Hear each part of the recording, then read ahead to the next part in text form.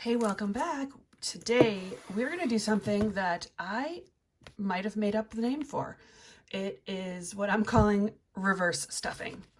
So if you saw my last video, you know that I keep my groceries in this binder for weeks 1, 2, 3, and 4. So a couple things I want to do a little bit differently that I'm going to show you. I'm going to take out the weeks that I'm not using because I find that just day to day, I don't know what week it is. And so then I might pull money out of the wrong envelope and it's too confusing for me. So I really am all about keeping things simple, and if it's more simple, it's going to be more effective. So that is how I operate, at least try to. So today I am going to take these out of here, and I'm going to only put in the one of the week that we're on. So I'm filming this on a Saturday. I start my week on Sunday. So as of Sunday, tomorrow, we will be into week 4 of the month. So this one is going to stay in here because if I buy anything for groceries today, which I probably won't, I'm going to just consider that week 4.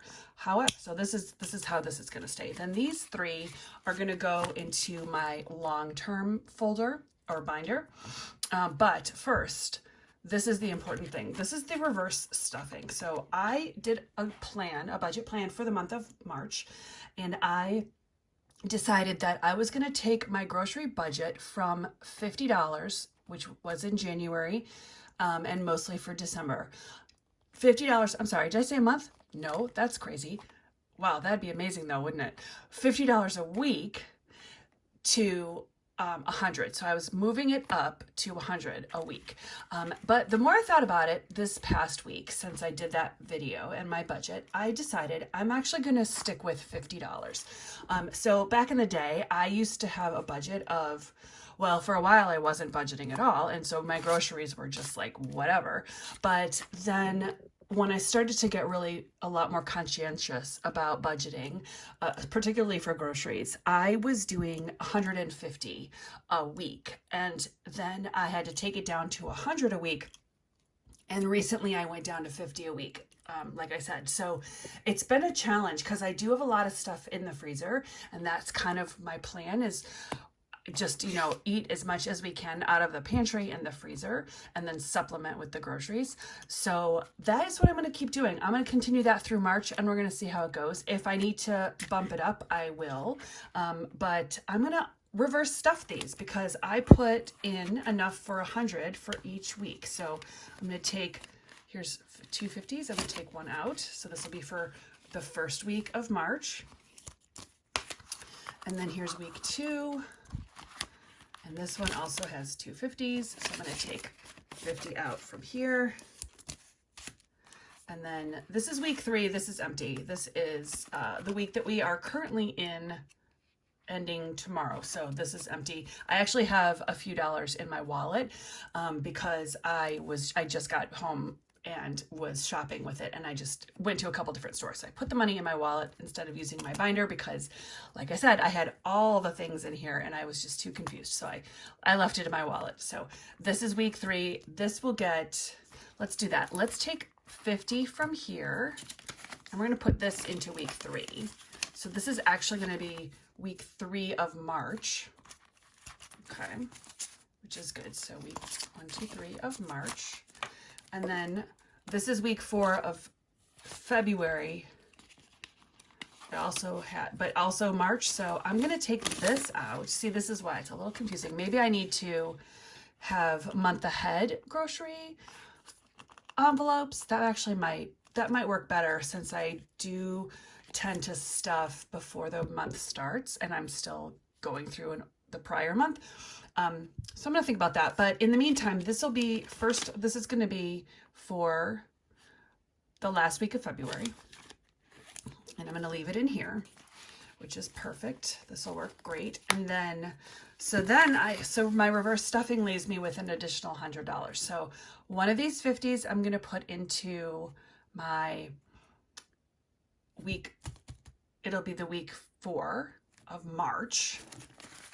So I'm going to just leave this here for now, and I'll make another envelope. And then the question is, what do I do with this one? So I reverse stuffed it. I took it out of my budget. Now I have this left. So I'm going to have to think about how I want to use this. And when I say use it, what I mean is, how am I going to save it? Because we're all about saving. And so I'm not going to, now again, like back in the day, I might have just been like, hey, $50, I can just go spend it on something. But these days, that's not happening. So I'm going to put this either toward debt, or I'm going to hold on to it as sort of an emergency fund. I do have an emergency fund at the bank that is earning me almost 5% interest, which is amazing. So if you need a high yield savings account, I highly recommend Ally, which is spelled A-L-L-Y. I don't know if I'm saying it right. It's either Ally or Ally. I think it's Ally. Fantastic online bank, in my opinion. But so this might just be, I might just make a new envelope for emergencies and just keep this in my long term. If I put it in here, I'm going to probably spend it. So this is what I carry with me every day. So I will have to make a new envelope for this, but that's it. That's my reverse stuffing. That's what happens when I change my budget, and now I feel good about it. So just real quick, I'll go over what's in my everyday. This is almost like a wallet. I don't have it really set up like a wallet because I'm still trying to decide if this is how I want to do it. But so going into the last week of February here, we've got groceries for the week 4. I've got some fun money, and I've got my prescription money, and it's also got March's money in there. So I do have to just kind of be cautious, but that just will like shift around. Like if I pick something up the last day of February versus the first day of March, like it doesn't really matter. I've got birthdays in here because I do have a birthday coming up for a friend. So I'm going to keep this in here in case I see something that I want to get them. I've got my couponing money in here because I love the hot deals, so got to be ready for those. And of course, gas for the car, which I have the money in here. I do budget $100 a month because I drive downtown for work every week.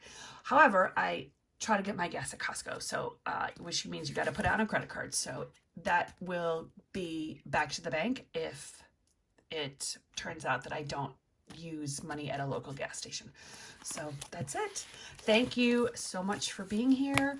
I'm going to keep this short because I really just wanted to show you my process of unstuffing. I think really for me, this just means like you can adjust your budget. Just because you plan it doesn't mean that you can't change it.